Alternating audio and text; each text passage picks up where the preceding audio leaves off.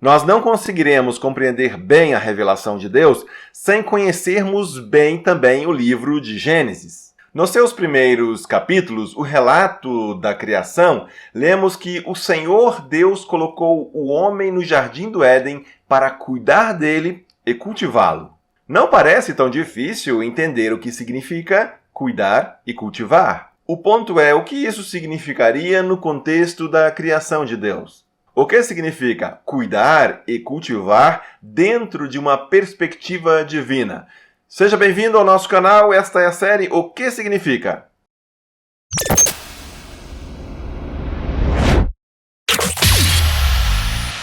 O relato da queda encontra-se no terceiro capítulo do livro de Gênesis. Assim, são os dois primeiros relatos da Bíblia, os capítulos 1 e 2 de Gênesis, que nos permitem observar um mundo que é anterior à queda, anterior ao pecado.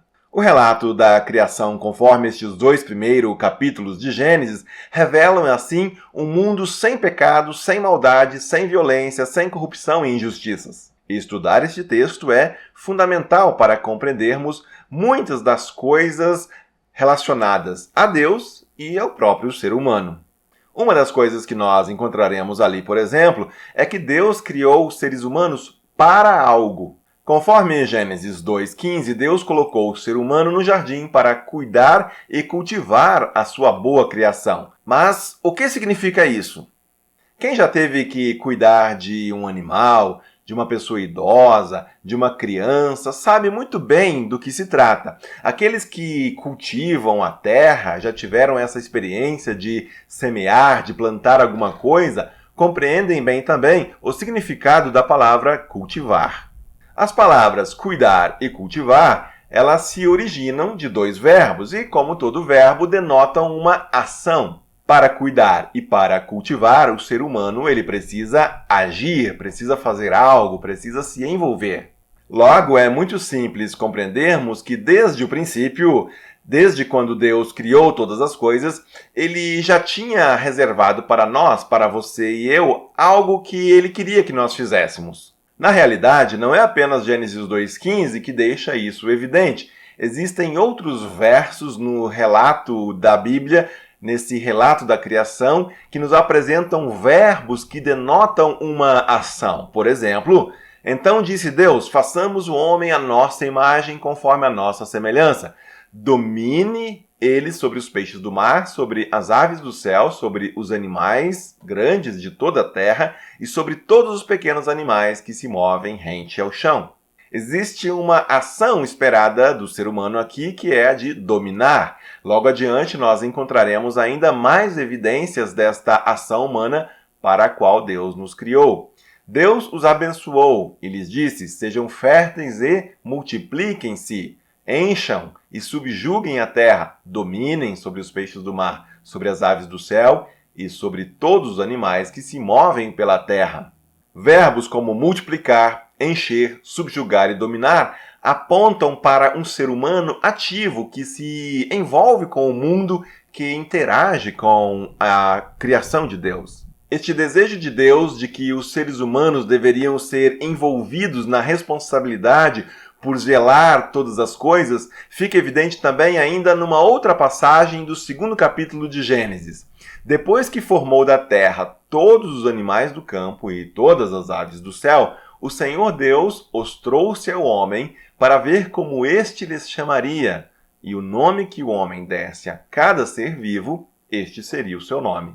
Enfim, até mesmo a tarefa de identificar e classificar as espécies, os animais, é algo que Deus já havia previsto como sendo uma responsabilidade humana. Resumindo tudo isso, poderíamos dizer então que o desenvolvimento cultural foi previsto por Deus desde o princípio. Em outras palavras, é legítimo e está de acordo com a criação de Deus que os seres humanos se envolvam com as coisas criadas, trazendo novas coisas à existência.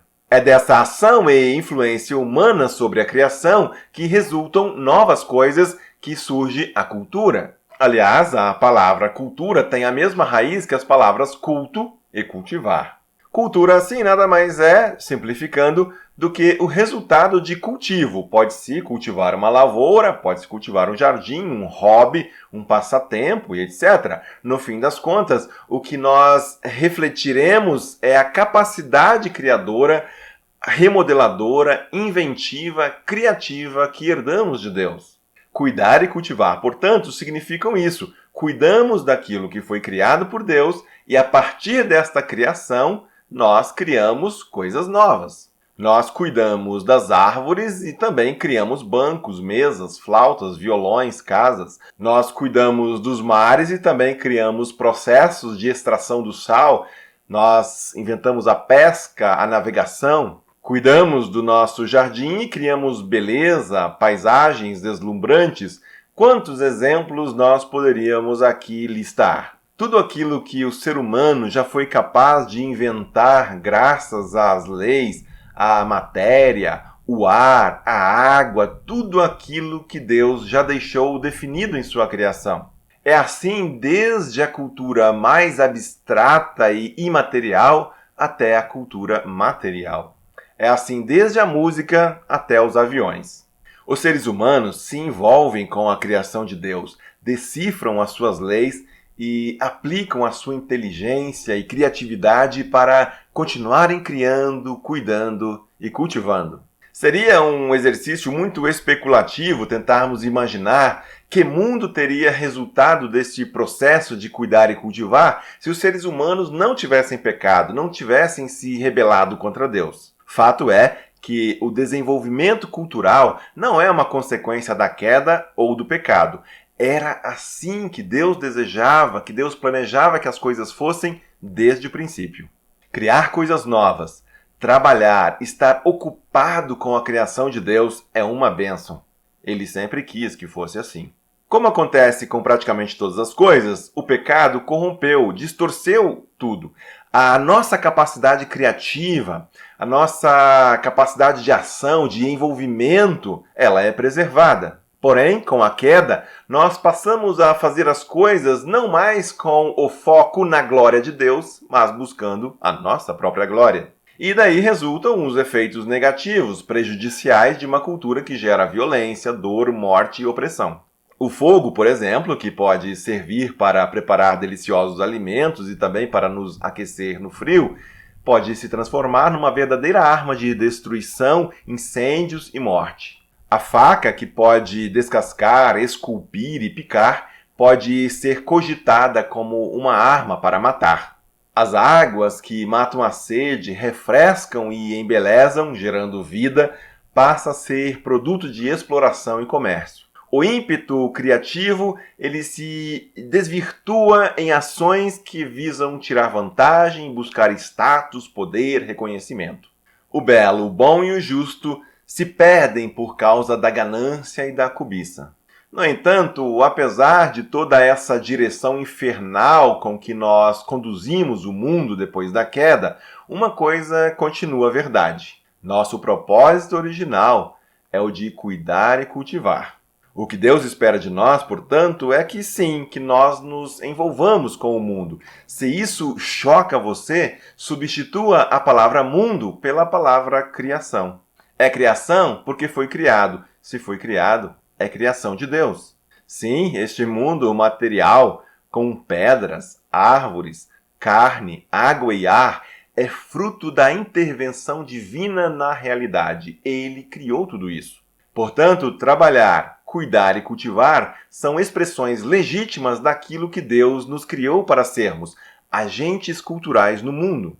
Trabalhar não é castigo. A matéria não é má. O mundo não é condenável em si. O problema está em nós, na direção que nós damos para todas as coisas. Cuidar é diferente de explorar.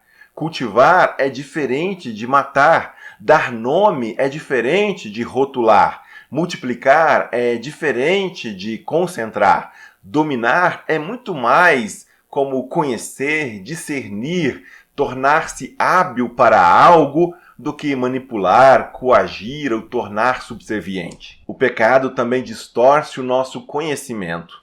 Distorce a maneira como nós compreendemos e utilizamos até mesmo as palavras. Mas isso não significa que nós perdemos a nossa capacidade de cuidar e cultivar. Em Jesus, nós somos redimidos para que possamos buscar novamente em Deus o sentido, o significado original da vida e da existência. Sem dúvidas, Gênesis 1 e 2 nos ajudam a entender o que Deus espera de nós. O que significa, então, que nós, seres humanos, devemos cuidar e cultivar a criação de Deus? Significa, basicamente, que Deus nos colocou em sua boa criação para assumirmos uma responsabilidade. Nós somos responsáveis pela criação de Deus. Nós temos a capacidade de explorar todo o potencial da criação, desenvolvendo artefatos culturais que enriquecem a experiência da vida. Algumas dessas coisas que nós passamos a criar depois da queda podem ser decorrentes da própria queda, seja para o bem, seja para o mal, seja para afirmar a nossa rebelião contra Deus, seja para minimizar os efeitos da queda. E um exemplo disso nós temos no próprio livro de Gênesis, lá no 3º capítulo, verso 21. O Senhor Deus fez roupas de pele e com elas vestiu Adão e sua mulher. Parece que não estava nos planos de Deus que os seres humanos se vestissem, mas por causa da vergonha e malícia introduzidos pelo pecado, ele mesmo providencia roupas para aquele casal agora constrangido. Assim, os seres humanos passaram a se dedicar também a desenvolver remédios, vacinas, curas diante da doença. Se dedicaram a desenvolver processos de segurança diante das ameaças. Buscam desenvolver maneiras de preservar diante de outros que pensam apenas em explorar. Fato é que, seja para conter ou remediar o pecado, seja para dar vazão a todo o ímpeto criativo, aqui estamos como seres criados para cuidar e cultivar. Um abraço, que Deus abençoe você e seja você uma bênção.